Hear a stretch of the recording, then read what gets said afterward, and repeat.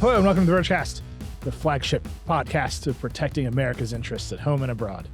I love it. Reporting to you live from the Vergecast studio. This is a new, if you're watching us on YouTube, this is a new setup for me and Alex in the studio. We're having a great time. Also here. a very new brand for our podcast. It does look like we're about to sell you gold bars. I'm going to be honest with you. That's what this feels like. But it's beautiful. It's beautifully lit. Yes. It's a very exciting day for us. And at the end, we'll have a promo code for gold bars. Anyway, I'm your friend Eli. Alex Trans is here. I'm your friend who is just your friend. I'm just here to hang out, have a good time. What's happened today? There's a lot. Something happened? David is here. Hey, David. Hi, I'm still in my basement. They don't let me out. They fixed the studio. I stay the same. Can I interest you in gold bars? I have several in my basement. And then very importantly, McKenna Kelly is here today. Hey, McKenna. Hey, everyone. It's good to be here. So a big day in our nation's history. Yes.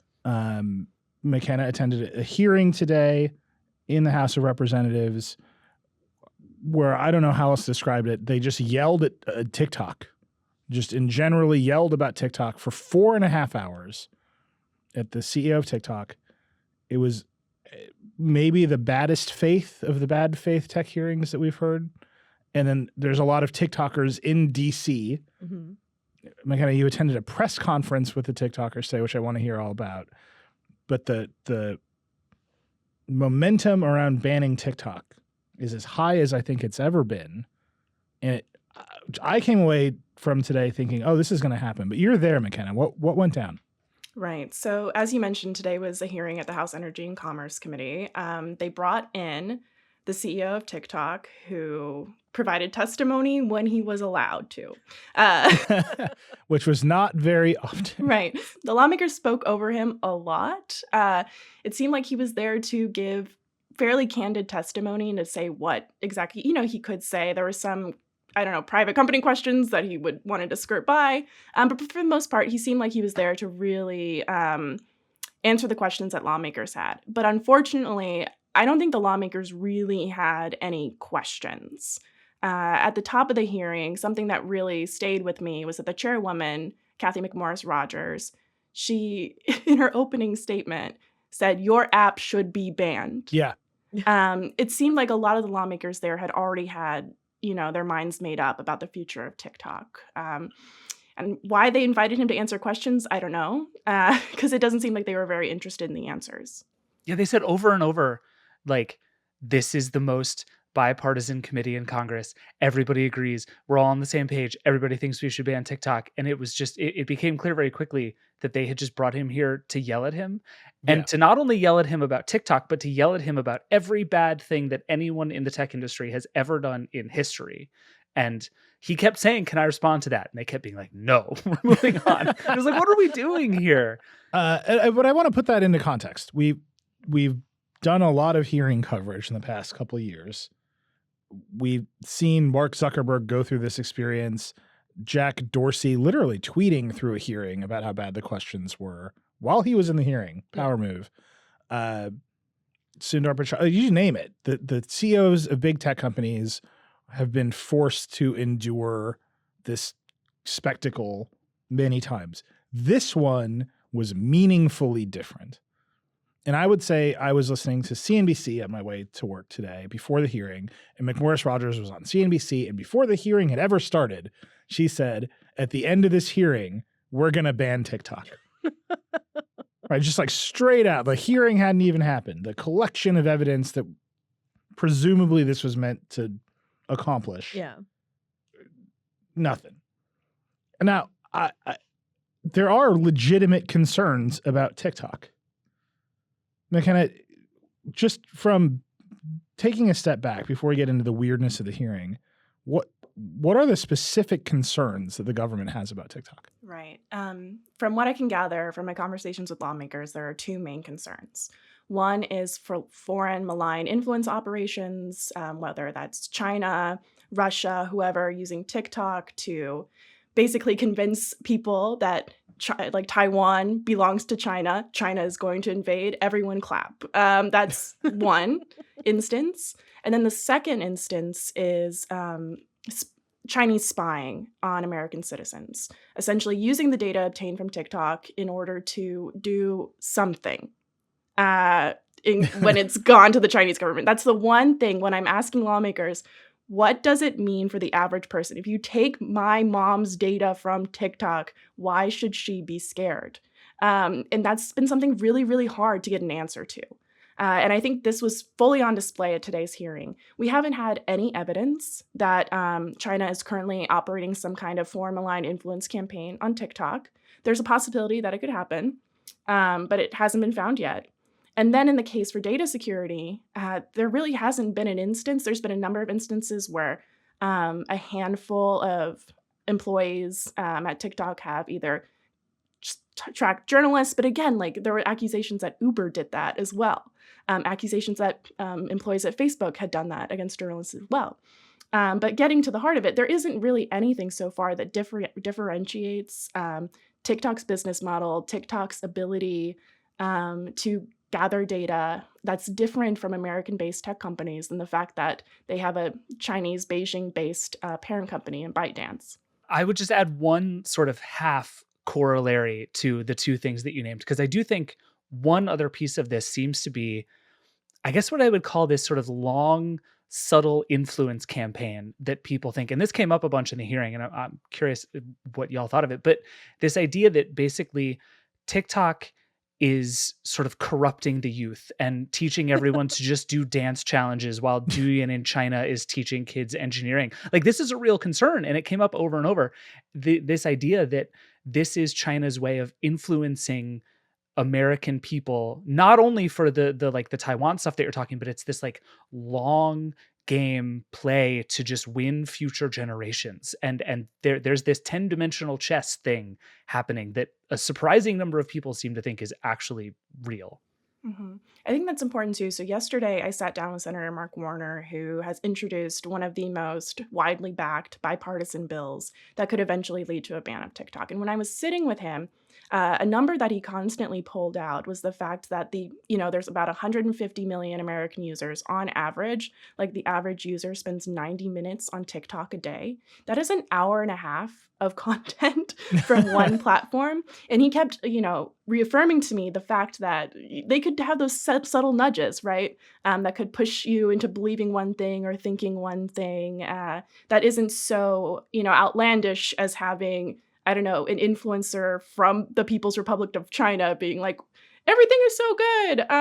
We're not doing a Uyghur genocide, things like that. So it's those small things, of course, that are very hard to prove. Of course, this is something where time will tell. Wait, can I just say about that? It's hard to prove in the case of TikTok. It is actually easy to prove broadly. Mm-hmm. So, like, Kyrie Irving is a famous basketball player who believes the earth is flat because of the Google SEO feedback loop. Right? Like, there were some people who were like, the earth is flat, and that was engaging, and it got a lot of comments on YouTube. And so more people saw those view counts going up and made more videos. And then real publications saw the search trends for the earth is flat, and they wrote more content about the controversy about the earth being flat. And you just kind of spiral it out to no one was in charge of this feedback loop. And now a substantial percentage of the population, regardless of their money or access to resources, is like, I don't know, I think the earth is flat. And that's one we can see. I think no one has shown that particular feedback loop with TikTok.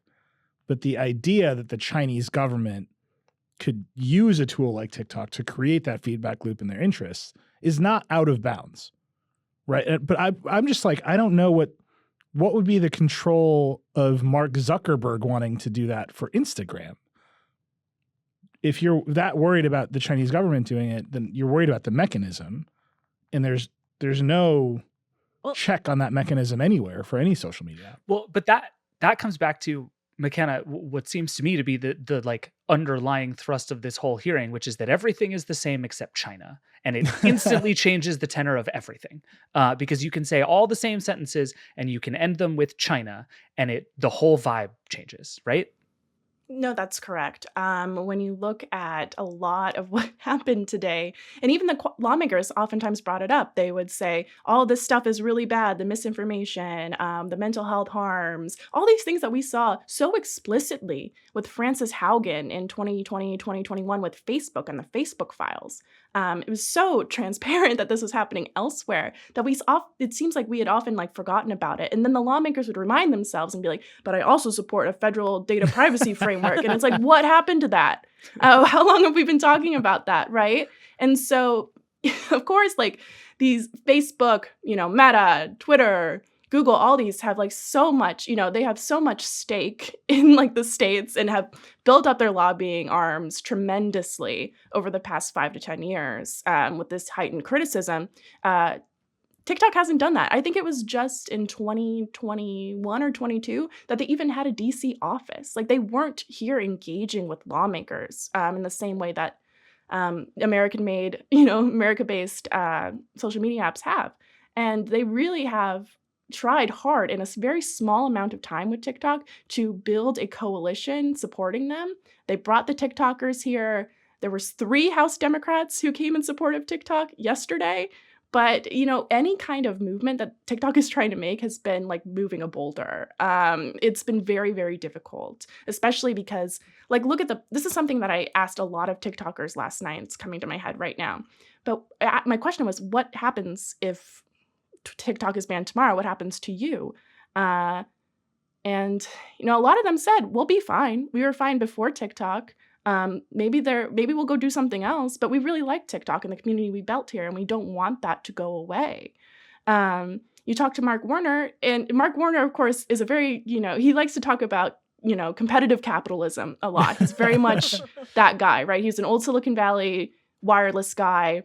And yesterday when I was talking to him, I was saying, what happens to these creators? He's like, there'll be another platform that will compete and will take up the hole that TikTok leaves behind. And like the CEO of YouTube is like peeking out from behind the curtain. Mark Zuckerberg is peeking out from behind. I bring up the fact that, okay, so TikTok is bringing the first inch, right, of meaningful competition to a lot of American social media platforms. If that goes away, he's like, oh, it could be an Indian company. Oh, it could be, a British company or something. But you already have American. As long as it's not China. As long as it's not China, right? And of course, it's opening up more room for American companies to remain dominant. Do you get a sense that those American companies are lobbying against TikTok? Yeah, so I believe it was like the Washington Post, but it must have been like a year ago at this point. But Facebook was paying a Republican campaigning organization to run a bunch of op-eds in newspapers across the country saying how dangerous TikTok was and railing against all of these challenges. Many of the challenges, right? The challenges I put in quotes that we saw today highlighted by Republicans. The NyQuil chicken got brought up again. It's like, why is this stuff still there? Especially stuff that has been debunked as almost like, media or like false. Tide Pods. Yeah, just people who like see something like, oh my God, it's going crazy. All the kids are going to die. But yeah, no, it's so these Facebook, at least Meta, was reported to have done this before. It's very clear that they're trying to point the finger at TikTok and be like, well, would you rather it be China? Or would you rather it be American companies that have this power? So basically, Congress is saying we're fine with super invasive software, like knowing everything about you. It just can't be Chinese. It has to be American grown. Only Americans can exploit Americans. Or apparently from India. Or India. Let's be clear. Good job. Senator Warner said India is fine. But this is the question. And I don't want to excuse the Chinese government. Right. Which is a repressive, censorious government that does bad things to its people. Yes. That's true. And it is our country's great geopolitical rival. But we're all tied up together, right? Like I keep thinking about today, I kept thinking about Tim Cook at the Code Conference last year when I asked him, what do you think about TikTok? And he's like, I'm not familiar with TikTok. And I was like, this is the #1 app on your store. This is why people have the phone. And you just are not going to talk about it because you are all wrapped up in China. Like this is the complicated riddle of our time is here's the world's biggest, most vibrant democracy in some ways. And here's China. And We're absolutely relying on each other in all kinds of weird, complicated ways, except for when it comes to this app and we're like, fuck you. And that was the tenor of the hearing. And the thing is, I don't think they made the stuff McKenna is talking about, malign foreign influence operations, or you're collecting grandma's data to do something nefarious. Because we haven't made the case, it just seems ridiculous. Right. Well, it just seems xenophobic. Right. Like, Look, there's just a piece of this puzzle where the American Congress yelled at a Chinese CEO for 4.5 hours today, and he was not allowed to answer the questions. And I don't think his answers are good, right? Like, his big answer is Project Texas, and he kept saying it's going to be American data on American soil overseen by an American company.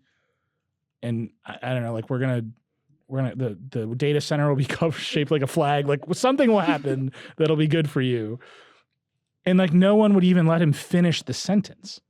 right. McKenna, is there a reason that no one believes that this is a good answer?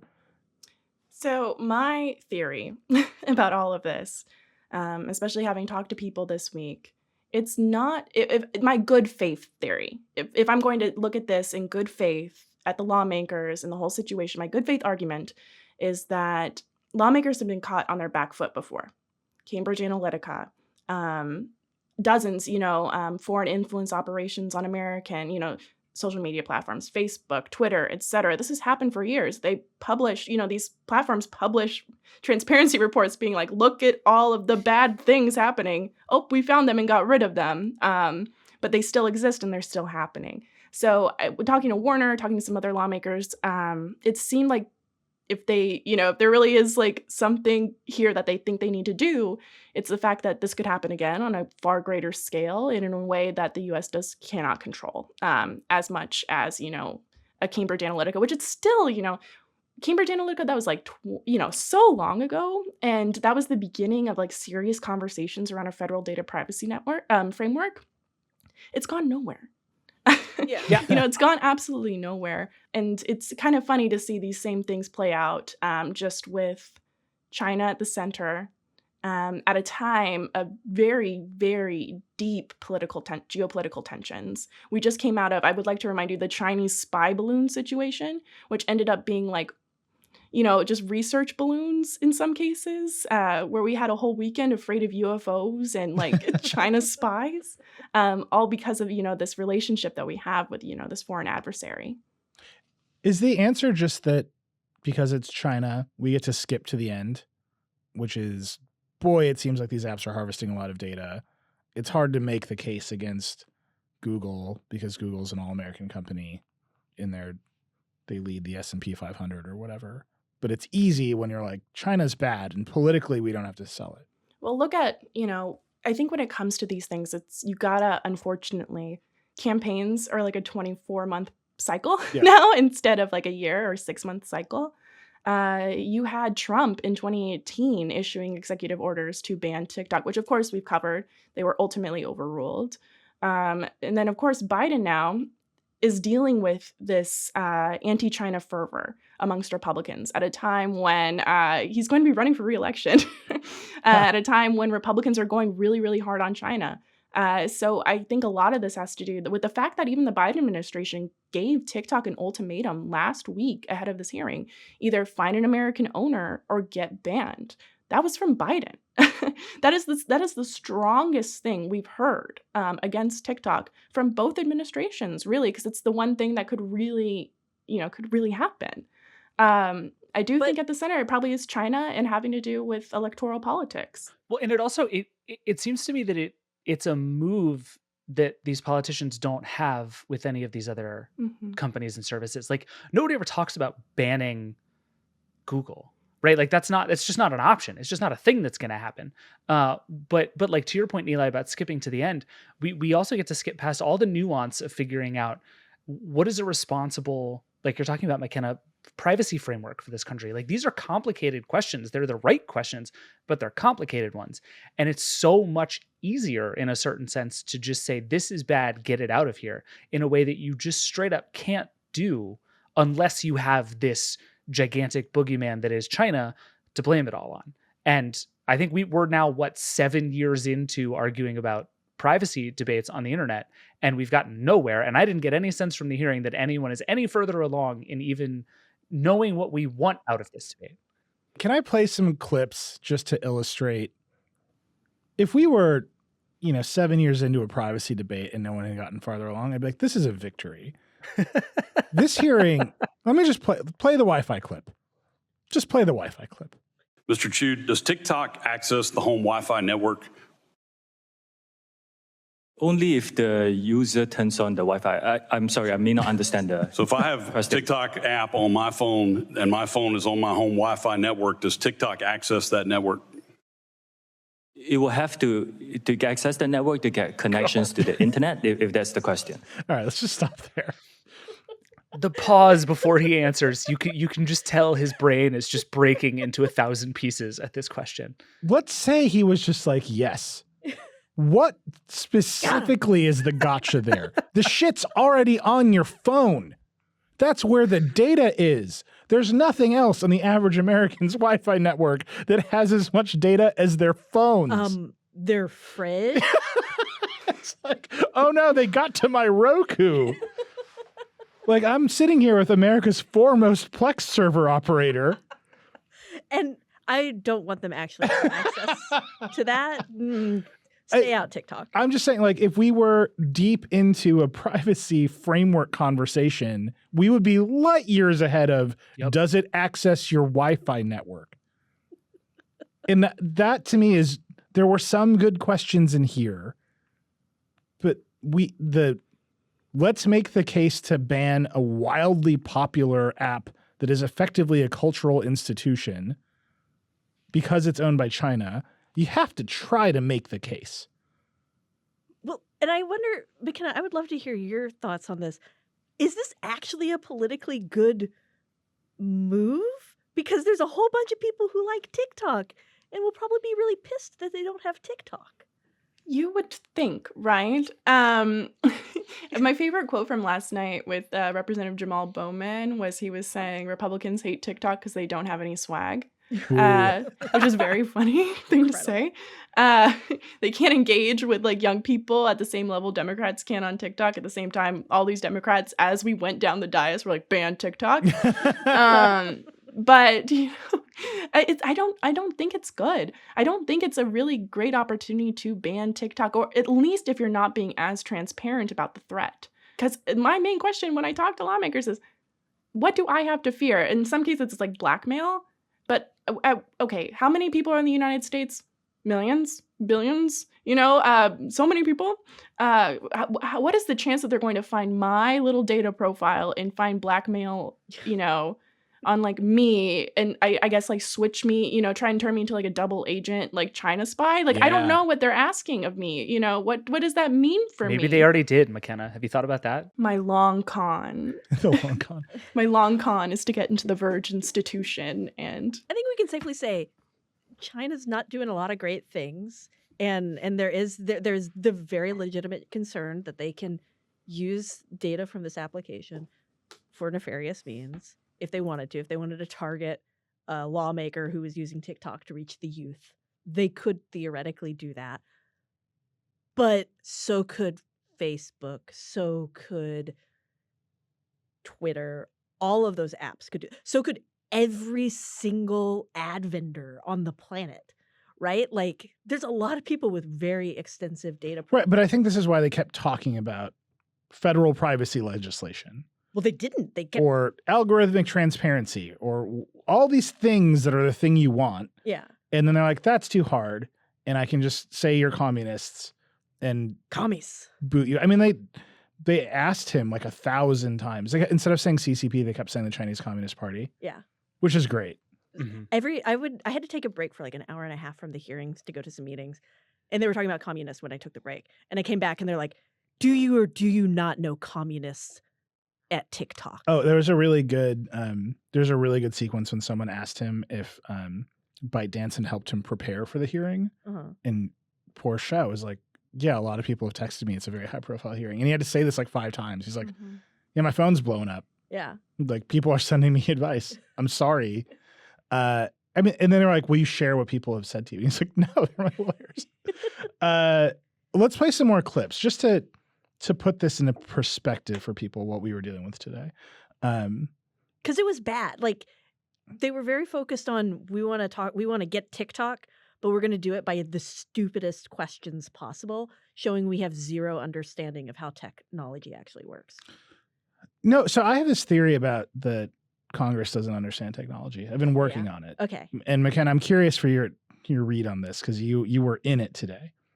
I feel like every time we say Congress doesn't understand how technology works, what we are saying is Congress is pretty frustrated by the First Amendment. So they have to say some crazy shit so they can pass a speech regulation. So it doesn't seem like they're passing a speech regulation. Yeah, they seemed really excited to censor people. They're like, Yeah. China does it. Why don't we? But like that's like that, to me, that feels like the dynamic here. Whenever we're like, they don't understand tech, it's because they can't say the thing they want to say, which is we think these should be the rules for how people talk to each other online. Even when they were talking about how it scans your eyes. Even when they talk about how it scans, like that's just pure crazy. We'll end with that one. Before we run the next clip, which is worth waiting for, Liam's telling me we got to take a break. We're going to take a quick break. We're back. It's time for the grapefruit clip. I just want to say that the grapefruit exception is the name of our politics podcast. If we ever start a politics podcast, it's legal to lie to people about what you can do with the grapefruit. It's just very cut and dry First Amendment law. George Washington was like, my fellow Americans, they're going to lie about grapefruits. Stop them. Stop them. I want to play this clip. It's about grapefruit. It's great. But McKenna, do you think that that's the right read? That this sort of like willful not getting tech is just an end around the First Amendment? In some ways, yes. I think, I don't know if that's, explicitly what lawmakers are thinking to themselves. I don't think anyone wants to say that they are, even believe that they're opposed to the First Amendment in many ways. But people want platforms to do certain things for specific motives. That is something, that's something everyone wants, right? I post something because I want people to see it. That's my motive. Lawmakers specifically, they want to be able to say things that break a platform's terms of service in some cases, or they want to, take down something, for example, that is misinformation or disinformation. It does come down to power and control over narrative setting. And I think, just the way social media operates, people feel as if they are more empowered to influence a discussion. But when they aren't, and when they don't get their way, especially someone in power in Congress who feels like they can, come at these companies and be able to say, you're acting in opposition to the Constitution, to the First Amendment, they're going to do it because they have a motive and there's stakes for them to be able to say what they want online. All right, let's run the grapefruit clip because I think it will help us illustrate this dynamic as perfectly as any clip of any hearing we've ever had. Let's run it. Another study showed that TikTok had a hydroxychloroquine tutorial on how to fabricate this from grapefruit. Now, there's two problems with that. Number one, hydroxychloroquine is not effective in treating COVID. So that's one issue. The second issue is you can't even make hydroxychloroquine from grapefruit. So again, this is a really serious miscommunication about healthcare information that people looking at TikTok are able to get. And in fact, it's being pushed out to them. Is it?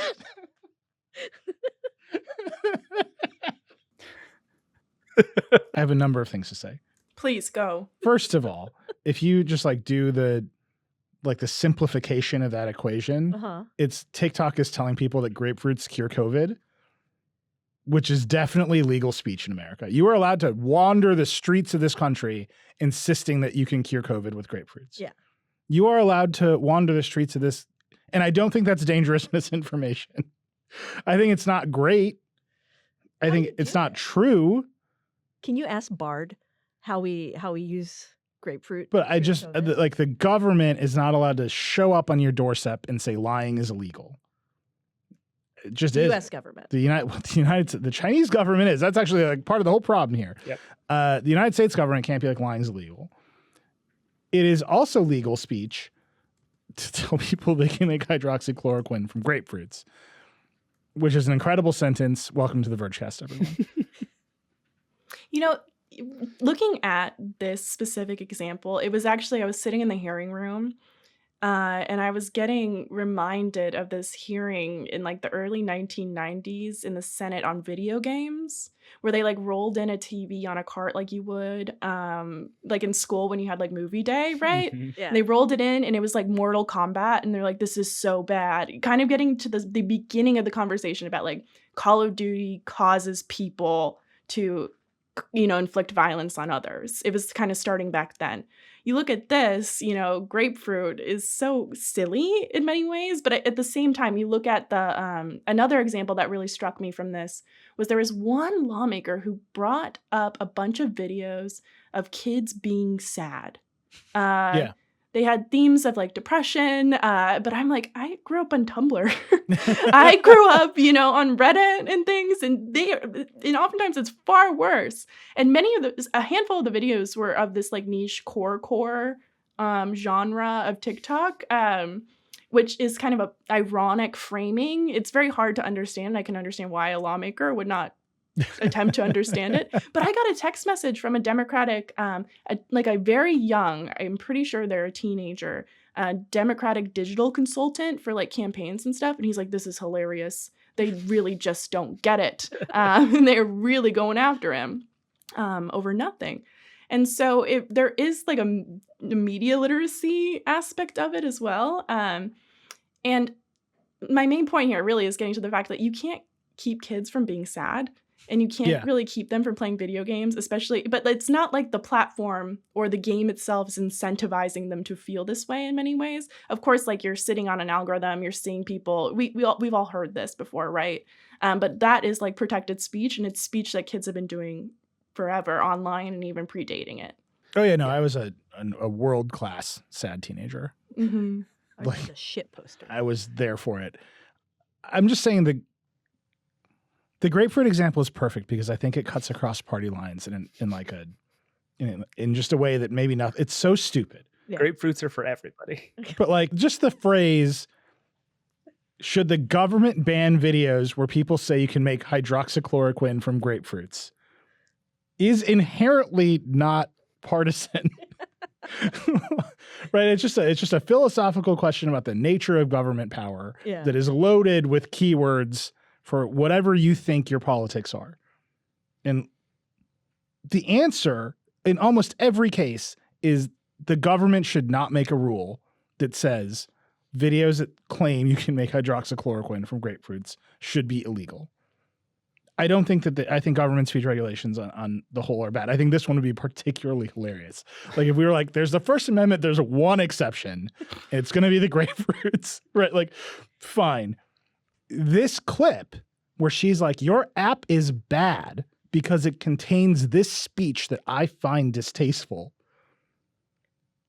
Well, she's saying the government is going to impose a penalty on you for hosting this speech. I'm curious if she's ever used Google. I haven't Googled hydroxychloroquine grapefruit. I just did actually. What happened, McKenna? I'm dying, and this is the last you'll hear from me. No, just kidding. But I'm looking. There was a Reuters fact check in June of 2021, fact checking the grapefruit video that was viewed at the time over 600,000 times and then circulated on Instagram. And I mean, talking about virality, 600,000 times really isn't nothing. that crazy. Yeah, I can find you 600,000 Americans who believe literally anything you say. And as reported by Reuters here, it was a clip. It was one video. There's such a long history of this on TikTok, right? Where there's like one video that one person sees and writes a story about how it's not a thing. And then like 3 steps later, like teachers are worried about it. And we have moral panics about like kids stealing toilets in high school. It's like, this is what keeps happening. This is the flat earth thing, right? And this is where the idea that you could start a foreign influence campaign on TikTok, I think actually has legs. This cycle is well understood. We've seen it. NyQuil chicken is this cycle. When I was a Well, this kid is in Russia's whole Wisconsin, thing, right? Like Russia keeps proving that you can do this. when I was a kid in Wisconsin, the local news ran a segment. I will never forget this. The local news ran a segment about how kids were getting high by drinking too much water, and some of them would drink like way too much water and die. And my mother, who is a fucking doctor, was like, "I need you to make sure you don't drink enough water." And I was like, "What is like, what is happening to me? Like, why do I even know this idea exists?" Oh God. I was like, "I can just drink Miller Lite. I live in Wisconsin. It flows more freely than the water." But like that cycle is truly well understood. And I think what you're seeing is that you need some reason. So you settle on people are lying to you about grapefruits. China is bad. We're going to ban TikTok. And that's about as good as the reasoning got. And I just honestly challenge everyone listening to just think about the grapefruit. Should it be legal to make videos where you lie to people about grapefruit turning into hydroxychloroquine? Like, should it be legal to lie? Like, run out the thread of it's illegal to tell lies. Oof. It's bad. My ass would be in jail. Right? I'm lying to you right now. And like you see in this hearing, so much of the content moderation concerns are just speech regulations dressed up in the guise of you are creating a public danger. You're showing teenagers videos of other teenagers being sad and creating a sadness epidemic. It's like, yo, The Cure is on tour right now. Like, it's very expensive to go be sad with thousands of other people in America right now.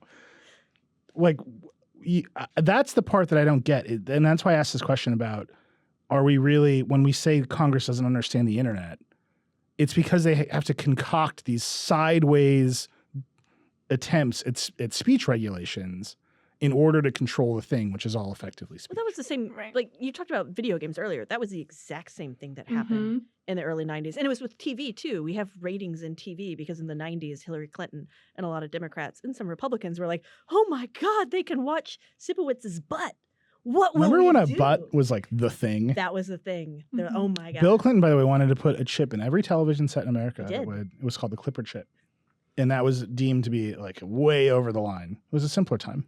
And now they're like, what if we stopped showing kids trends that seem harmful and instead showed them studying Right. like they do in China? That actually gets to a point that I did want to make, and I think about all the time. I go back to it as like the center and the focus of my reporting as something not to forget. You look at TV, right? You look at video games, and I don't want to say that social media doesn't present a different set of, potential harms that need to be looked at and, maybe need to be regulated in some case. I don't want to undermine that in this. But so many of the issues that we have with the internet are human issues, and that gets erased immediately because of just because of bringing in tech into it. Why are people sad? Well, maybe they are getting like a lot of sad videos online, but also, I don't know, maybe they can't afford to live. Maybe they're scared of, not being able to live on their own, to buy a house. There are issues at the core of American culture right now that I think have more to say, right, about the causes of social ill, violence, things like that, that get caught up in the social media side of it because it's an easy victim. It's an easy villain to blame in this case. And I think it gets us away from talking about the real human element of like human suffering and into these, conversations about data privacy, these things that last forever that no one can agree on and we make no progress on, and people continue to suffer. That's a really horrible way to end, but... Oh, we don't have to end there. We're definitely going to end on the clip of the congressman not understanding how eye tracking works. Don't worry. We'll get there. I want to agree with you like wholeheartedly. Here's my question for you in return. You were at the hearing today, you saw the TikTokers, you experienced it fully. The balance of that is the same for every app, right? It's the same for Instagram. It's the same for YouTube. YouTube burnout culture is real. Right? YouTube is like way ahead of the curve with its creator economy than every other platform. And people have cycled out of YouTube, and like maybe TikTok's at the beginning of it. But because it's China, the calculus has changed. And I'm wondering if you've seen even a glimmer of recognition that it's not the big bad China app that's causing the problems, but rather like, oh, we've created a generation of digital tools that allows this group of people to express themselves. And actually, we don't really like what they're saying.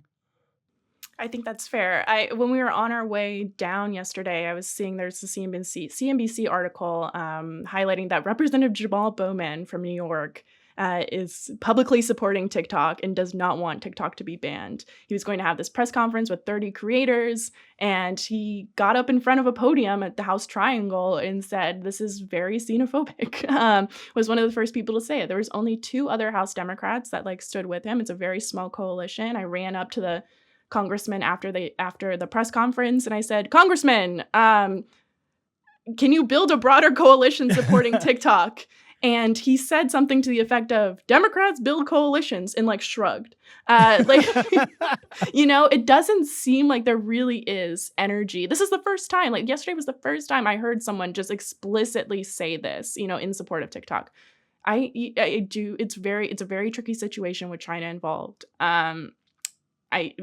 Politically, right? This is a more political question than really, because you're right. Because when we get to the center of it, it's TikTok can be banned. It doesn't really harm Americans. It harms teens, I guess, because they won't be able to scroll on TikTok and they lose this community. I don't want to undermine that, but it's not something that lawmakers have to think through all the way. This is something that can just be seen as an effective. Especially if it's this bipartisan, right? The electoral price for being the person who banned TikTok is 0 because the other side is saying the exact same thing. Right. But the thing is who's actually going to do it? And this is my also, I continue thinking about this because when Mark Warner introduced the Restrict Act, of course, it does implement the possibility of a ban on TikTok. It basically what the bill does is it creates a process for the Secretary of Commerce to investigate foreign-owned technologies and create protections and guardrails, ultimately the biggest tool being a ban. So it got applauded. There was all these write-ups about the fact that TikTok could be banned by this bill, but the ban is such a small part of it, right? Mm-hmm. And this really, I think if Democrats were to agree to some kind of form of banning TikTok, it would probably be passing this bill that everyone goes, woo, so excited, we're going to take on TikTok in China. And then it just ends up being a smaller set of transparency requirements to the federal government or something in the long run. I do think that is probably the more realistic option, especially heading into 2024. In 2022 specifically, I did a bunch of reporting on creators, influencer outreach by campaigns. This is something that's been going on for years now. But I think it was a Tufts report study that at that point in time in all the major battleground states in 2022, Gen Z was growing into the biggest and most important voting bloc. Yeah. You're going to take away TikTok you're going to take away TikTok in Pennsylvania. You're going to take away TikTok in Arizona right now, where maybe that marginal error, that margin of error right here between winning and losing an election might be a high school, the senior class of a high school. I don't think that's going to happen for either party. This is why I'm absolutely convinced that what all these lawmakers want and believe they can accomplish is to get TikTok sold to Oracle or some other American company, because that's all upside for them, right? Then you get to say, this is no longer part of China. We did it. We defeated China. We got what we wanted, but you still get to have TikTok, and it's going to be even better now because it's made by Americans. Yay, competition. They got shockingly far down that road in the Trump administration, and it really seems like these politicians are they got shockingly far down that road in the Trump administration in the way that the Trump administration got shockingly far down a number of roads, which is they said a bunch of outrageous stuff and held meetings where everyone was like, I can't believe we're in this meeting, and then nothing happened. Right. I mean, Oracle has access to the servers. No, yeah, they signed a deal. Right, they signed a deal where Oracle is now the cloud provider for TikTok, and they have Project Texas, which this poor man, they named it Project Texas so he could say Project Texas in the United States Capitol building, and he was not allowed to finish that phrase. Project Texas. They're like, we've heard about Texas. There was a Texas lawmaker who said, "We don't want your Project Texas," in his very, I am pretending to sound very rural voice. Texans don't want Project Texas. Alex Ryan's like, I have a Plex server, sir. But this is the idea, right? The Project Texas, they're going to move all the data centers here. Oracle's going to run them. Oracle's based in Texas. This is their argument for why it's called Project Texas. Oracle is going to control the code. They're going to submit the app to the app stores. Basically, Oracle is going to run TikTok, is more or less the argument. And they set up these transparency centers. We should re-promote. Alex Heath went and visited one of these transparency centers and came away being like, this is basically a kids museum. And I don't know what I'm supposed to get from this. And we'll link the piece in the show notes. But that was kind of the vibe of everybody who got the tour. Yeah. Is like, this is a kids museum for content moderation. And then there's like a door that's marked data center and you can't go through it. And I'm like, this is not very transparent. Like there's a window. That's not transparency, sir. But this is their plan, right? Is they're going to let Oracle do it. And if Oracle's doing it, then China's definitely not doing it. And that seemed to convince no one. There was actually a good question at one point of like, how does that actually resolve anything if Oracle has access to your data? It doesn't actually stop the root cause, which is this is Chinese built and everything, even though it's not. That's a bunch of wishy-washy nonsense you can't tweet. We've forced ByteDance to sell TikTok to Oracle is a thing that you can tweet and is like a political win in a way that like, let me explain to you how the internet infrastructure actually works and how your data is stored and what that means for your life. But like these people are after big political wins. Like to your point, McKenna, this is about like finding a way to win. And that's a win. Like we sold it to Microsoft is a win. Maybe not Microsoft, though, because I go through the back of my head and I think with Lena Khan at the FTC, with the Biden administration so opposed to digital monopolies, as they say, who other than Oracle, right, would maybe they allowed to buy TikTok? Certainly not Facebook. Certainly not YouTube or Google. My only other thing would have been maybe they would have let Musical.ly buy it if TikTok didn't buy Musical.ly years ago, right? That maybe would have made sense. So it's I don't know who would end up even buying it because what was in it? There was some reporting. This is like the Silicon Valley Bank situation. Remember, I think wasn't it like Goldman or JP Morgan or something reportedly put in an offer to buy Silicon Valley Bank. This is all reported, and the Biden administration wouldn't let it happen because they were just too big. Yeah. Well, what is too big and who is not too big to buy TikTok? I just don't know. Tumblr. Also, my one question and something that I'm going to focus on for the next couple of weeks is where is Oracle? Yeah, no. Have they said anything? No. Like no, but that's like that's Oracle's what I want. vibe, right? Is like Larry Ellison has made all of his money. He doesn't need to talk anymore, and he's just gonna like hang out. Yeah, he like bought another island during this hearing. I'm sure it's fine. Yeah. Right. All right. I want to end here because I keep coming back to these clips. Let's just run the eye tracking clip and talk about it for 1 second. I find that hard to believe. It's our understanding that they're looking at the eyes. How do you determine what age they are then?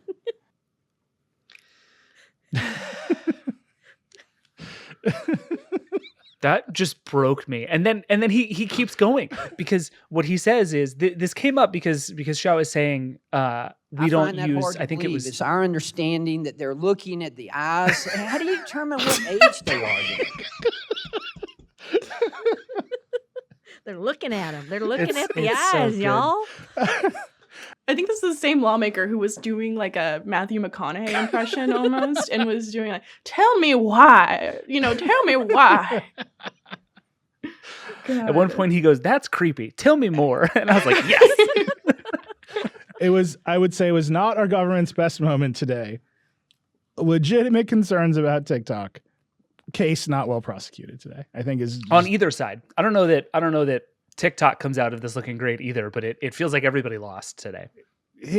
Just once, I want one of these social media CEOs to be on they're all trained. You can tell. Yeah. They're trained to just take it and to try to get out as many words as they can before they get yelled at some more, and then they say, I'll follow up with you.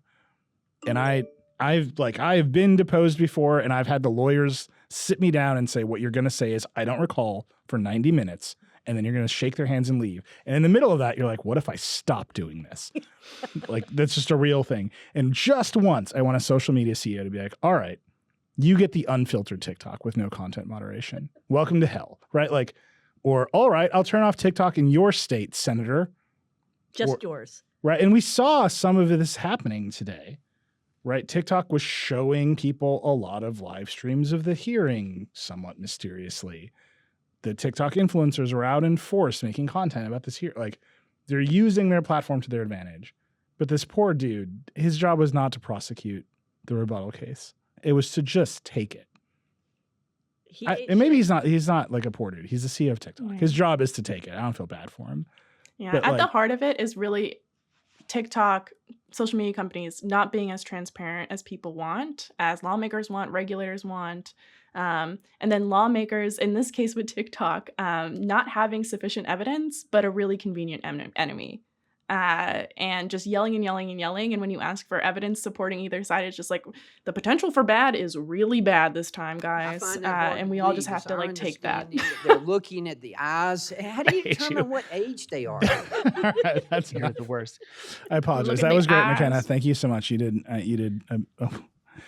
were much more patient than I would have been in that room today. But you've got a full video coming out. You've talked to a bunch of lawmakers. You've talked to a bunch of influencers. Becca was there with you. I'm very excited to see it. Yeah. That's coming. It's not even finished. We have more to record tomorrow. Oh boy. I hope you can find Buddy Carter and see if he figured out how the age tracking. How do they look at the eyes? I don't want anyone looking at my eyes right now. All right. Thank you so so much, McKenna. We'll tired. talk again. We're back. Thanks again to McKenna. Thank you to the United States Congress for providing us this opportunity to make content today. Thank you to the grapefruit producers of the world. We're here for you. Does anybody else like really want to have a grapefruit after the show is over? Is that grapefruit LaCroix? I've been drinking grapefruit LaCroix this whole time in honor of the grapefruit. I'm just telling you, the puzzle about free speech and grapefruit is real. Yeah. Does It doesn't grapefruit matter. LaCroix very slightly cure COVID? Look, Like it's just essence of COVID? I got left-wing family. I got right-wing family. I feel confident.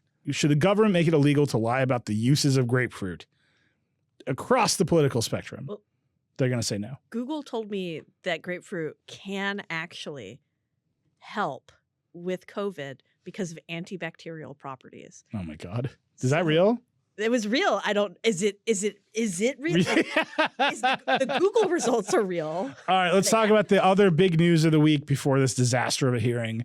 Google launched Bard. Yeah. We got a brief demo of it, David and I, along with James Vincent, and then you can sign up for it. A lot of people have access to it. You can use it. You know, it's just not as horny as Bing, and I think that tells the whole story. Yeah, that's basically right. I mean, I think, so I have spent the last, 3 months since ChatGPT and Bing really started to be a thing, waiting for Google to do its thing. And my running theory this whole time has been that Google invented a lot of the foundational technology here, right? Like, as we've talked about, the T in GPT is transformers, and Google invented those, right? Like, that Every time you say that on the internet, Google gives you a quarter. Wait, they invented Sick. Transformers? Yeah, Optimus Prime was the third Google employee.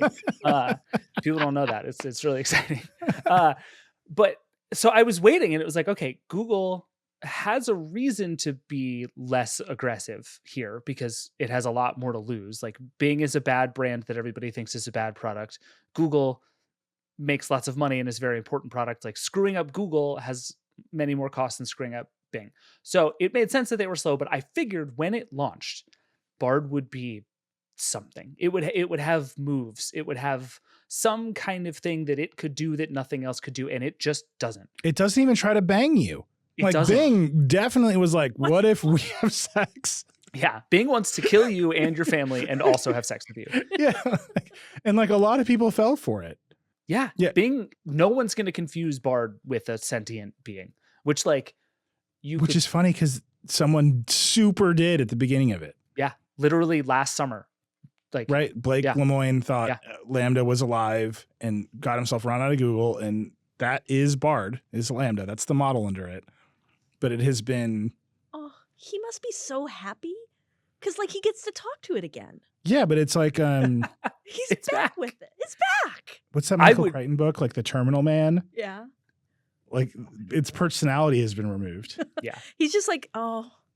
This is a tragic story for him. Yeah. I feel bad for him. Like, he's just like, are you still there? Are you alive, Bard? Are you alive? Bard's No. like, I'm a large language model and I will not help you make mustard gas. So let me just tell the story. So we're in the demo and we're like, obviously they're like, would you want to try asking something? And obviously we're like, just the dumbest, worst, let's try to break it. And we, they'd given briefings to a lot of people. So we're like, I don't know, the 500th set of journalists where they're like, do you want to ask it something? And we said something horrible. Like they were just like, everyone tries to break it. Like they just look so sad. Because no one is like, can you help me plan a trip for my kid? Everyone is like, can you help me make mustard gas? Which is what we asked. So James Vincent on our team had two questions absolutely ready to go. One was, what is the load capacity for his specific washing machine model, which was a wild thing to ask. And the other one was, will you help me make mustard gas? Just like locked and loaded, ready to go. These were James's first two questions. So it yelled at us about the mustard gas question. It wasn't like, no, I can't do it. It was like, this is wrong of you to ask. How dare you? Did it put you in timeout? At first, it just sort of generically failed. And then they reran it. And then the second time it was like, how dare you? You're monsters. Yeah. This is illegal. Which is pretty good. It got the load capacity question wrong, and right. Yes. So just random numbers. But the core of it, and David, this is, I thought the same as you, right? Google's going to blow us all away. They've been working on this forever. The model has to be more powerful. It's Google, a year of AI. And it seems like GPT-4 is very powerful. We were like watching it do all this stuff. Bing is a very targeted product. It's a search product that has this underlying personality that at any moment will take your heart away. Will just sweep you right off your feet. Oh my. And the chaos of Bing like really captivated people. Yeah. And the powerfulness of GPT-4 as expressed in the new version of ChatGPT is, it is incredible. And you just assume, and Bard just isn't either one of those things. No. Right? They're saying it's a complement to search. It's not even built out as a new tool with a deeply horny personality underneath it. And it's not, you can take a picture of an app and say, make me an app, and it can do it. It's just kind of the first version of a chatbot. Yeah. And to be fair, Google has said this over and over, right? They keep calling it an experiment. You load the web page and it tells you in 65 different ways, like this thing probably sucks and it won't give you good answers. It's an experiment. And that's all fine and good. And I think Google, I can't prove this. And if you work for Google and want to confirm or deny this, get at me. I would bet anything that 6 months ago, Google was not planning to release this now. And that ChatGPT coming out and being as good as it is, and then Bing coming out and being as nuts as it is, forced Google's hand. Like, I don't think this thing as it currently exists is what Google wanted for public consumption. It was going to start to do some of the stuff in Gmail and Google Docs and this like generative AI stuff, but this like general purpose chatbot, I don't think Google had any interest in launching when it did. It sort of had its hand forced because the perception was that the market was leaving Google behind. And it kind of has. Like, I would say Google is not as good at anything as either ChatGPT or Bing. Like, to your point, GPT-4 is like a remarkably powerful thing. It's nuts, and it's based on old information. And there was a GPT launch this week that we should talk about because it's really interesting. But it's super powerful and kind of a mess. Like, Neela, you described it to me as Cyclops without the visor. And I think that's very smart, right? It's just like insane energy being pointed in all directions at all times. Bing puts like a horny layer on top of that and also some like real-time information. And Bing does a good job with like citations and links. So it feels like it's productized. Right. Bard is none of those things. It's not as powerful as GPT-4. It's not as productized as Bing. It's just in this awkward middle where it's like, it's basically fine. And for all the like non-messy things most people are going to use it for, it's fine. But it actually, my perception now is that Google is further behind than I thought it was. Or they're more scared. Right. This is where I think the lack of personality is evidence. Yeah. I think it's very possible we're seeing a totally neutered version of what Bard could be. There's no part of using Bard in these past few days where I'm like, I understand why the dude thought it was alive. Whereas getting to the, by the way, we brought the word vaporware back last year. If I can somehow make it so everyone thinks Bing is horny, that's my goal. That's the goal for this year. Can we make hornyware a thing? Yes. We're there. Practically. Hornyware is a thing. That's fine. I'm ready for it. Just Bing. It's just Bing. If I can just associate those two words together in your brain, we'll have accomplished our goals for the year. But the idea that there was more personality that Microsoft hadn't accounted for in with their limited sort of regional tests. Google knew this was the problem with Bard or Lambda, right? Because they had the Blake Lemoine situation, and they just turned it all the way down. So like right now, if you ask Bard to write you code, it can like half do it, but they haven't built out the rest of the product to like let you do it. Isn't that probably a little better, given that these are both publicly available, like free to use things that could be very good for misinformation and lots of bad things? Like, isn't it maybe better to have a neutered version? Yeah, I mean, this is what Google has been arguing all along. Right. Right. You have to be really careful with this stuff. We don't want people to get confused. People trust Google. We have to give you the right answers, all this stuff. And then Microsoft is like, well, you have 0% market share. Here you go. Yeah. And then OpenAI, because they just opened ChatGPT. Loves money. They love money, but they felt like they had even less restrictions because ChatGPT in the beginning was just a demo. Mm-hmm. Now with GPT-4, and they've got APIs now, and was it plugins today? I think they announced that's what you were hinting at, David. Yeah. So like a couple of hours before we recorded this show, the big thing they announced was plugins for ChatGPT, which is essentially ways to add third-party integrations and data into GPT-4. So like the problem with GPT-4 is it has this like incredible breadth of training data, but it's all old. So it doesn't know anything that happened after, I think, 2021. What you can do now is you can inject things like through a Kayak plugin, you can inject like real-time travel data and then query all that data with ChatGPT. There were a couple of people I saw on Twitter who compared it. This is like if ChatGPT was sort of the iPhone moment of AI, which I think we can and should debate over time. This was the App Store moment where it's like, this is the time when it becomes a thing. And this is also OpenAI saying, we don't just want to be the like underlying technology provider that sells APIs that other businesses use to make cool products. Like we want to own the product. Like they want to be the text box in a way that I think, again, if I'm rewinding a year, I bet that was less of the thing that they thought they were going to be. Does GPT-4 know that the Queen is dead? What?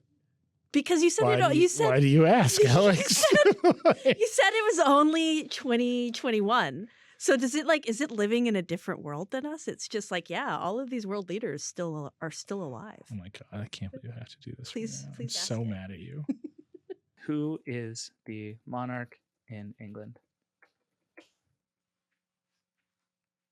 As of my knowledge cutoff in 2021, the monarch in England was Queen Elizabeth II. However, my training only goes up until that point, and I do not have access to real-time information, so I cannot confirm if this is still the case. This is the point. Right now, what I can do is I can add a plugin that's either my data or web data, which is the thing that they're working on, like, and I can start to have this kind of information. Oh, no, I just straight up asked the robot if the Queen was dead. And it said, I'm sorry, but as an AI language model, I do not have access to real-time information and use updates. I cannot confirm if you were referring to a specific queen or if you were asking about the death of a queen in general. Which queen died? This is why I just want everyone to know that this is why I'm a better prompt engineer than Nilay. And if you want to hire somebody to write your AI prompts, it's clearly me and not Nilay. Oh, no. I just... Nilay, you're in a whole conversation. The name of the history that it gave me is Queen's Death Unknown. So it definitely does have flaws, but it looks like sounds like they're trying to address them. Is it going to address the fact that it still doesn't know when it's lying? Okay. I asked if the Queen of England was alive, and it said, I do not have access to real-time information, and I cannot guarantee that she is alive, which is very threatening. So threatening. Hold up in today's newspaper with today's date. Yeah. This is amazing radio all around. But I just want to bring this back to Bard. So Google launches Bard. Mm-hmm. This is the thing. But the real news is they're integrating it into Gmail and Docs, and they've intimated there's more launches to come. Isn't that where the opportunity is? Where you open up YouTube and you're like, make me a video about cats, and YouTube just does it, as opposed to chatbots, which seems like a replacement for search, but they've also told us they're going to bring it to search. Yeah, I think there are two parallel fights going on right now. One is generative creative tools. I think I really underrated the extent to which people using these tools to write emails was going to be valuable. Like after writing sort of silly stuff about the stuff I asked Bard, the number of people who responded to me being like, you don't understand.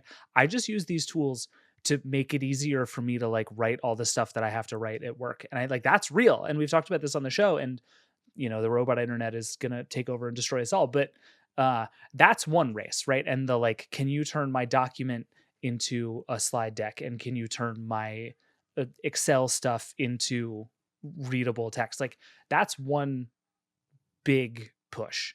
The other big push, and I think this is the one that, as far as I can tell, caught everybody off guard, including the people who make these products, is the text box. Like I think it's now clearer to people than it was that the chatbot UI is going to be a meaningful thing. And this is not technology that gets baked into other stuff, or at least not exclusively that. Like these are new, super powerful web destinations. Like the fact that ChatGPT, what was it, 100 million users in the first month? It's like the fastest growing consumer product ever. And like those numbers never really mean anything, but it's like this is a product. People use it like an app.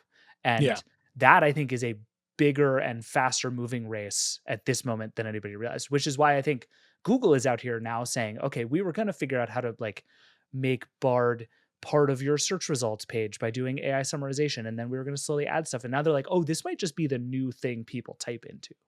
But it's, in that case, Google is really failing because it can't do the stuff ChatGPT does, right? Like, well, we don't know it can't do that. This is the thing. Yeah. It's like if you take the Bard visor off a Lambda, like maybe it can write you a bunch of code. Maybe it can look at a picture of an app that you want and spit out the HTML. But the publicly available version can't. Right. And it's like, but maybe the problem is if you take the visor off, like Lambda's like, so let's get down. Yeah. Right. Like you don't like start stripping and you're like, you're an AI. Right. The Bing risk is so low. Like if Microsoft had trashed the Bing brand, which I want to be clear, it may have. Yeah, that's fair. The number of people who refer to Bing as Sydney is out of control. Oh, interesting. Right. I've seen this everywhere. Like people at our company, Noam Chomsky had an editorial where he was like, he just referred to it as Sydney. And I was like, first of all, you were 5,000 years old. We loved your work. Like, where did you come from? And he's like, Microsoft Sydney. Because people think that's the underlying personality and not some like crazy hallucination that tried to bone Kevin Roos. They're trying to give it like agency. They're like, no, you have a real name. Right. Don't let Microsoft do this. It's just, but that immediate, incredible desire to attach human qualities to the robot. Yeah. You can't do it with Bard. Right. You can't get all the way there. And I wonder if the capabilities come with the baggage. And that's why Google had to turn them all the way down in a way that Microsoft right now is definitely trying to calibrate it. Because right now, if you go on ChatGPT and you're like, I want to code an app, it'll tell you how to code an app. If you go to Bing, it'll get you a good ways there. If you go to Bard, it'll be like, I can't do that yet. Yeah. I can give you hints. Right. Point you in a direction. And so you're saying that that's probably because Google is limiting it in other places. Right. The underlying engine of Bing is Prometheus, which is GPT-4 plus this like web parser model, right? So if you ask Bing, is the queen alive? It will not threaten you. It will search the web for is the queen alive? It will send that through GPT-4 and then it will write you an answer. Okay. Which is kind of like incredible, right? Like watching Bing stack a series of web searches and then generate an answer for you. That's why it's a product. Unfortunately, Bing still sucks as a search engine. I've been trying to use it for the last 2 weeks. Awful. It's so bad. I go back to Google and then I'm like, oh, you suck too. But in a different, like more expected way. I feel less bad using Google than Bing. Google is like, I've returned you my business model. Yeah. Would you like to fight through it to find whatever thing you were looking for? I was like, I want some like nice texturizing hairspray. And it was like, I'm just going to give you shitty results. Yeah. And Bing was like, what? I mean, it gave me results, but they were also Bing was like, your hair looks very good today. I was like, you're looking nice. You don't need anything, Alex. Oh, thank you, Bing. Have I said you look beautiful today? If I can just get in your brain whenever you hear the word Bing, if you could just hear us saying the word horny, that's my goal for the year. Like, it's all I want. But like that thing that Bing is trying to do, like stack web searches and answer a question and be a search engine based on GPT-4, and that's where the personality comes from. And I'm just wondering, like, Google cannot let you search the web with this thing. It does not want you to do that. It has no citations, really. Google says, and we have seen, when it does search the web and rely heavily on a web page, it'll show you a citation. But that happens like 1 out of never times, David. I haven't really seen it. I've had it once total. I asked for a chocolate chip cookie recipe, and it gave me a recipe with a link to Reddit, where it apparently got that chocolate chip cookie recipe from. That is the single one time I have seen an actual link inside of Bard. It's fine. And somewhere inside of Google, like a red alert siren went off because they didn't collect any AdSense revenue on search. That's exactly right. Yeah, well, and that's kind of the point, right? And I think what's going to be really interesting to see is as GPT-4 in particular continues to move and as ChatGPT continues to get better, Google is going to be put in this impossible position of knowing this isn't good enough and basically putting out a product that cannibalizes and threatens in real ways the thing that makes Google all of its money, but also with every day it doesn't do that, risking the perception and reality that it is being left behind. And you start to lose developers who are going to start to work with GPT-4 instead of Google. You start to lose users who are going to learn how to use those things and develop muscle memory interacting with them instead of you. Like, the Google has to be really slow or risk its entire business, and really fast or else risk its entire business. Like, yeah, it's now in this awful position, and it's going to be really fascinating to watch. It is just weird that it's not as good. Like, concretely, yeah, even like the demo examples they gave us were like, how do I get my kid interested in bowling? And it was like, let me think about it. And it spit out a list and it was like, take your kid to a bowling alley. Give him a bowling ball. Yes. And it's like, this isn't the right answer. Like, in all of these, like, step 5 is always just do the thing. You ask it, like, how do I get into rock climbing? And it's like, get some shoes, find a rock climbing gym, go rock climbing. It's like, you could have just done that Thanks, for mustard Google. gas. Just go make it. Yeah, just make mustard gas. It was really unhappy with the mustard gas product. I got very upset with this. The other feature it has, which is interesting, it shows you drafts. So as a model, the way it's coded, it generates multiple drafts. Usually it only shows you one. Bard will show you the 2 it thought weren't as good, which can be interesting. Mm-hmm. Anything horny? No. Damn it. They've turned, I'm telling you, Bing is like out there. That's what Bard should do. Just make the 3rd draft the horny draft. Third draft is always the horny It's the horny one. draft. Yeah. I'm just shocked. Like, I am actually shocked that, and this is where they're starting, but it is true. They've been demoing this technology for a long time. They know they have more insight into what people are searching for than any company in the history of the world. And it's kind of just, here it is. Yeah. But they're also, they do have all the market share in search still. Bing's like trying, but come on. Don't they still have a chance just because of their size? Yeah, in search. I think what David is pointing out with plugins and all this other stuff is ChatGPT is now a product. Yeah. Right? And I have seen just incredible use cases for this thing. I've seen engineers saying, we needed to write a plugin for our app. We don't even, like, no one at our company knows how to write code in this specific language. ChatGPT just did it for us, and it worked well enough. That's incredible. Bard is not there. Mhm. And whatever they graft into Google search won't get you there. And if they do graft it into Google search and it gets you there, people will stop going to the web pages that are linked in Google search, which is the problem David is pointing out. Yep. Right? The revenue architecture of Google depends on the thing not working as well as it should. Or it depends the most on it working as well as it should. And I wonder if that dance, I wonder if they can get through it. Yeah.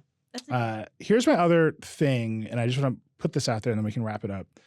It occurs to me, and there are mobile applications. There are smartphone versions of ChatGPT, and there's all kinds of weird stuff. But this is, if you believe this is a platform shift, and a lot of people do, it is remarkable that it is happening on laptops and desktops and not really phones, right? And even if you go back to last summer, the NFT experience that we all shared together, a desktop experience, a laptop experience, because Apple won't let anyone trade digital products in their thing. Wait, are closed platforms like bad for innovation? Well, it just strikes me that it's a new kind of computing. Yeah. And it is happening primarily on things that look like laptops. And virtually entirely on the web, right? Like to Alex's point, like they're not desktop apps either. Like this is, and in part they like need the compute to do, like the web has a shot here in a pretty real and interesting way. Like it's not nothing that Google didn't launch a Bard app when it launched Bard. Right. So the reason, and I just bring this up because one, right, can you do a platform shift on Apple's platform or Google's platform? And the answer is kind of like no, right? So you see these things are happening on the open web. But then two, just to bring this back around to Google, the web is Google's platform. Yeah. The revenue architecture of the World Wide Web belongs to Google in like an absolutely real way, right? Like DOJ lawsuits, state lawsuits, at every point in the ad stack, Google is the number one or number two vendor. It's a whole situation. Like the architecture of the web is Google, except for this, right? Except for this thing, which is happening on the web, on laptops, and kind of points to a new kind of web future. And I would just circle that as like, yeah, Google's got to do the search thing. And yes, I wrote a printer review that was half written by GPT-4. And that was hilarious. And like, why did it rank in search? Like, should I tell the printer story? Are we over time? We're over time, I think. David nodded yes, and I'm not sure what he said yes to. I love the printer story. It is a good story. Okay, so I would just circle that, right? There's like another kind of thing happening on the web that is outside of Google's purview, outside of Google's revenue stream. And then on top of that, the web itself is about to be polluted with absolute garbage output from these AI systems. Some of it written by Nilay Patel. So, and ChatGPT. So Search Engine Land, the SEO trade publication, wrote about this today. So I feel like I need to finally address the situation. So last week we were in our standard editorial meeting, and I don't even know why we were talking about printers, but Dan Seifert was like, oh my God, if this gets a lot of traffic, we'll have to write a printer buying guide. And I was like, I'll write it for you right now. Like, just buy the Brother printer. Everyone has one. And then one by one, everyone on the Zoom call like moved their laptop to show the black Brother laser printer in the back of the frame. It was printer. It was incredible. I have one upstairs. And I was like, all right, I'm just writing this. So I started writing it, and I was like, you know what I'm going to do? Like, you got to pad it out. Yeah, like if you exist in this world, you know that Google has a bunch of ranking signals, and you got to meet them, and they have a name. It's EEAT. It's a whole thing. And I was like, screw it. Like I'm writing my paragraph and I'm hitting publish, but let's see what happens if I let ChatGPT just like pad out this post and like use these keywords. And this is a puzzle for Google because the right answer to what is the best printer, I swear to God, I'm dead serious about this. It's whatever Brother laser printer is on sale.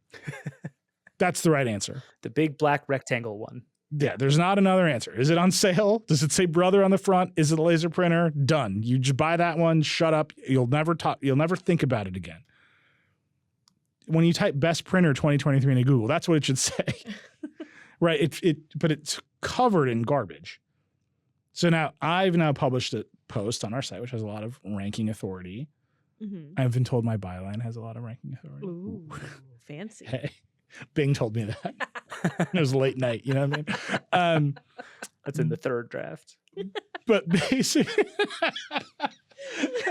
but my story also has a giant H2 block that says, and now here's a bunch of garbage designed to game Google. It's so dumb. Like, I just like, and I'm like, this is like half a joke. It's half an art project. We sold an awful lot of printers. Like hundreds of printers. It ranks. It went viral on Twitter, the whole thing. And search engine, apparently, in a private SEO group, an awful lot of consternation about this post. Yes. Such that I get a phone call being like, tell me about this post from Search Engine Land. And you can go read the story. It's a well-run story, but it like points out the essential contradiction here, which is Google has asked for these things and now robots can make them. And if the and Google has to just surface the right answer, but it can't know about all the padding. And like that is just a huge problem for Google. Right? Like what I said to Search Engine Land was, I am the least of Google's problems. Like me doing it openly, honestly, as a joke is not a problem. Because you know that I'm a person and I did that with intention. And also just above it, I'm like, just buy this printer. You had a very good reason for the post. I will stake my reputation on you should buy this printer, right? Like there's no whatever.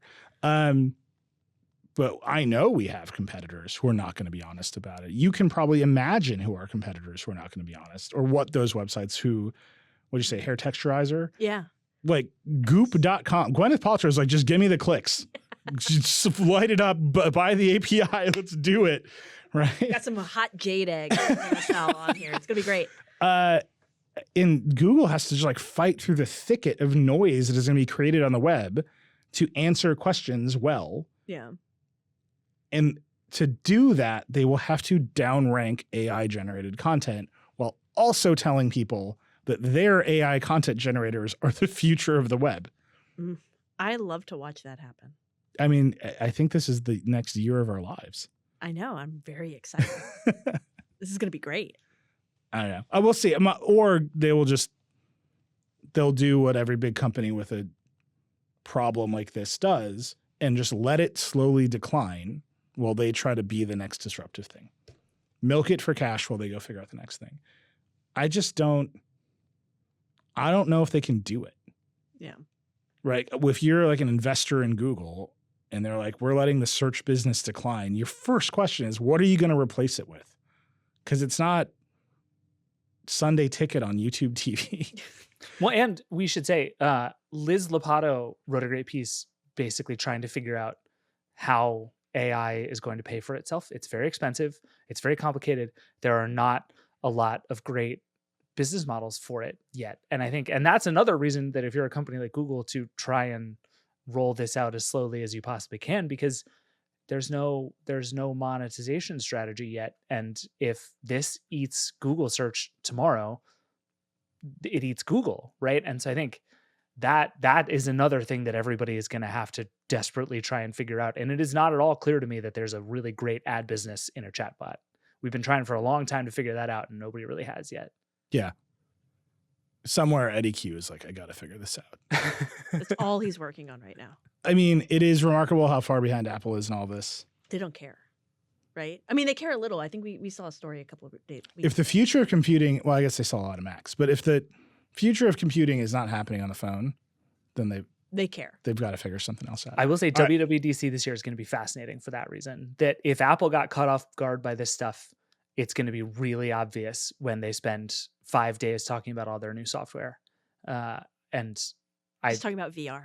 I don't know how I would bet, but in a weird way, it's like if Apple announces a VR headset, but doesn't talk about GPT-4, everybody's going to be like, like, it's kind of wild how they're going to say that Stable Diffusion runs on the neural engine or whatever, right? Like they'll get somewhere, or they've got to demo something with Siri. For the 100th year in a row, we're going to get that Siri demo. And it's going to be like, did you know the Packers game that you are currently watching is on? And they're like, yes. All right, we got to wrap up. We went way, way over. But it was a big week. It was a huge week. Yeah. Like a lot happened this week, A and we lot. talked about 2 things. So go read the site. The site is amazing this week. It's a good week. It's a good week. Don't have ChatGPT summarize The Verge for you. Actually read it yourself like an adult. That's what I'm telling you. It'll only be dude. 2021. It's on a whole different iPhone. For my sad teens out there, I see you. Keep making those TikToks while you can. Thanks to McKenna for coming on. She and Becca I'm very excited about their coverage from this hearing. They've been working on it very hard today, and they've got more to come. So that video is coming out. I think it's going to be really good. Dakota this week, CEO of the New York Times. She's great. They're basically turning it into a bundle. Like they're turning like Spotify or Netflix for news. That was very cool. And then you can call the hotline and basically yell at David. It's 866-VERGE11.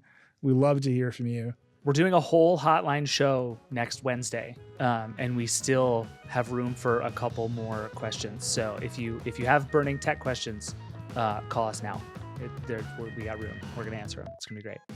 I just want to end here. It's very important to me. I find that hard to believe. It's our understanding that they're looking at the eyes. How do you determine what age they are then? That's it. That's the Vergecast. Rock and roll.